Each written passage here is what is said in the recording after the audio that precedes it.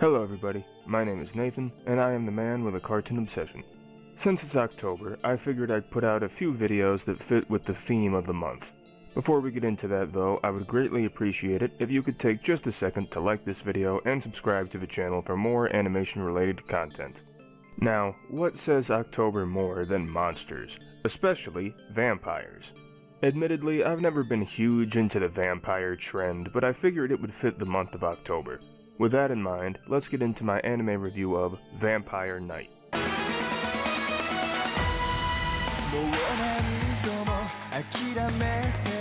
Vampire Knight is an anime series based on the manga of the same name. The anime was produced by the ever-controversial Studio Dean, and it was licensed by Viz Media in North America, with Bang Zoom Entertainment being responsible for the English dub. The anime consists of 26 episodes spanning over the course of 2 seasons, and it ran from April 7th, 2008 to December 29th, 2008. There was also a 3-minute long special, but you really only have to watch that if you're a completionist. Before I get into the meat and potatoes of this review, I want to mention that I've seen a lot of people praise this anime, and a lot of people condemn it.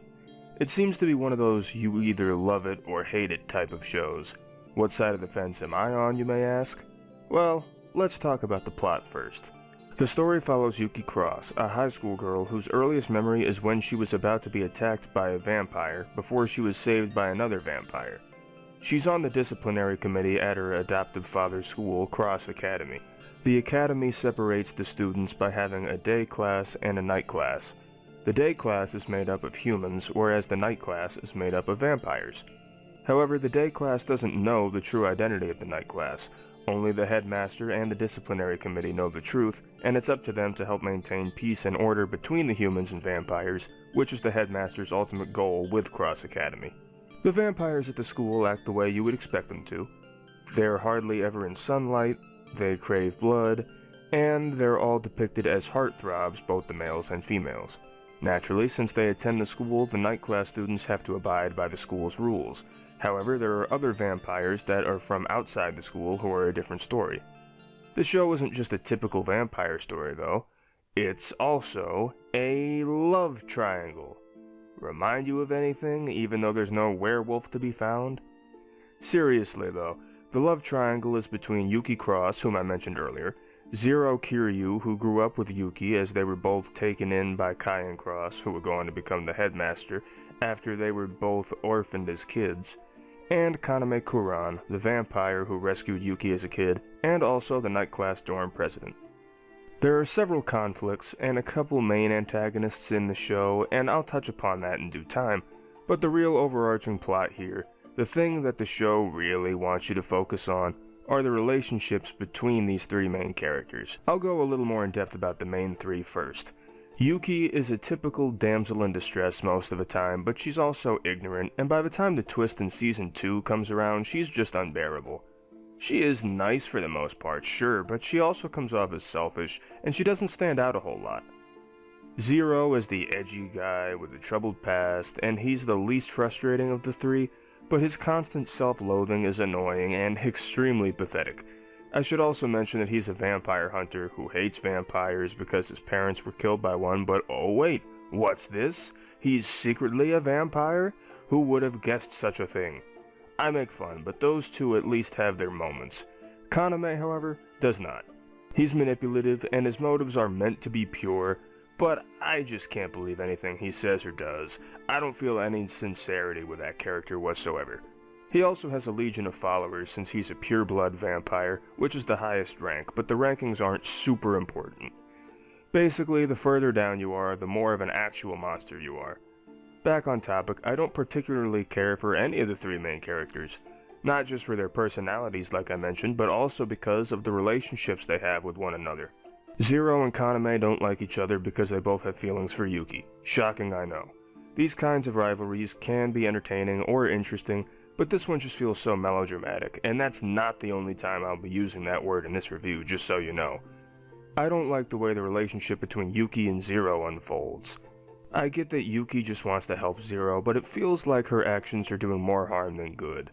I'm not a big fan of Kaname's relationship with Yuki either. It feels manipulative and creepy at times. Kaname just has that air about him in general, so that doesn't help matters. I touched on this already, but this anime feels melodramatic, and it's not like I can't enjoy some melodrama as long as there are strong aspects to balance it out, namely the characters and their personalities.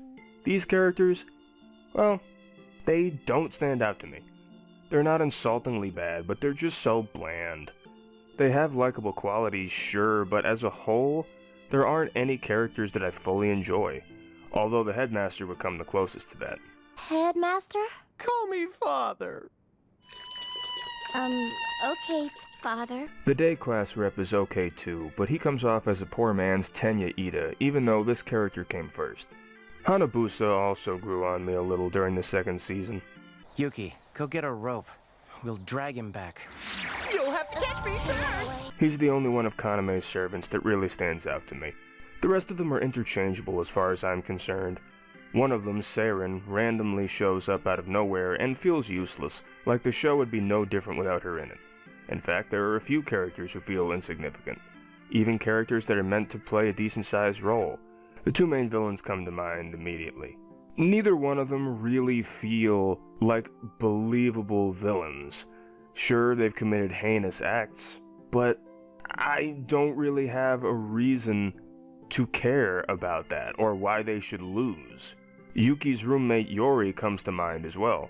They show that she's concerned about Yuki and they're supposed to be best friends.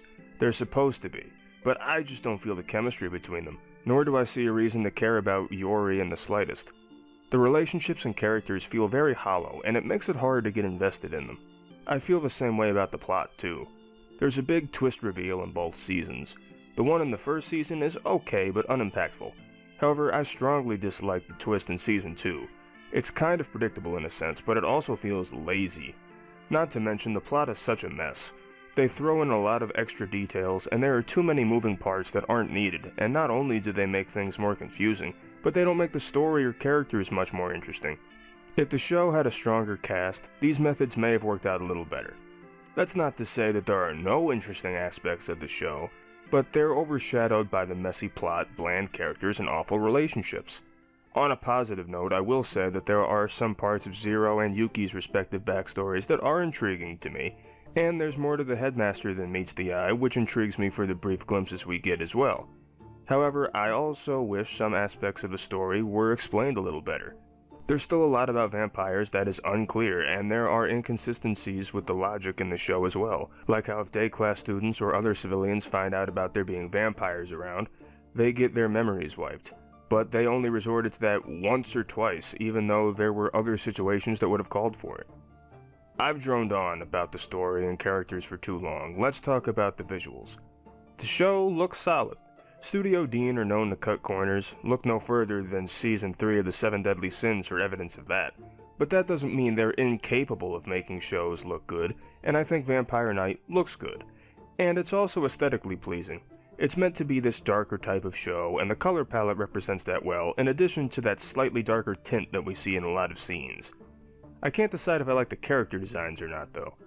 On one hand, they do look visually appealing, but they don't look much different than most other anime from this time period. Although the uniforms are recognizable enough. I don't know, I guess they're in the middle for me. Oh, and in case you didn't notice, the character's eyes are the size of the moon, but that's par for the course for anime from this time period. As a design choice, meh, it works. The music is pretty decent. It's what I would expect from a vampire show as far as the style goes, but it suffices. The opening and ending theme songs especially grew on me over time. As for the voice acting, it works well enough. You already know I watched the dub, and there were no performances that stood out to me as special, but also none that struck me as awful. As a whole, I'll be honest, this show was a bit of a slog to get through, especially during Season 2 when it just goes off a fucking cliff. The show just feels like it tries too hard, like it takes itself too seriously. I already made the Twilight joke earlier, but I do see hints of Twilight in Vampire Knight. Fun fact, both the Twilight books and Vampire Knight manga were initially released in 2005. Coincidence? Yeah, probably. Anyway, the melodrama in the show just doesn't work for me. If the characters were more interesting, this could have been a decent watch for me. Unfortunately, it suffers from bland characters, bad relationships, and throwing too much at the viewer at once, half of which isn't even relevant. Do I think this show is abysmal? No, like I said, it does have some redeeming aspects, but not enough to save it. Like I said earlier in this video as well, this is a divisive series. For anyone who's a fan of Vampire Knight, feel free to tell me why in the comments. I'm genuinely curious to see what the appeal is, because whatever it is, it's just not there for me. Overall, I give Vampire Knight a 4 out of 10. Well everybody, this is another piece of vampire media that just doesn't click with me. I guess it's like the Grim Reaper once said, Vampires suck! Thank you guys so much for watching the video. If you have any other cartoons, anime, or other animated works that you want me to talk about in the future, please let me know. After all, it's not my channel, it's our channel. Don't forget to like, comment, subscribe, and feel free to check out my social media pages, audition for an outro, and join the official Cartoon Obsession Discord, the links for all of which are in the description below. Thanks again for watching, and I'll see you all next time. I'm Batman, and thank you for watching Cartoon Obsession.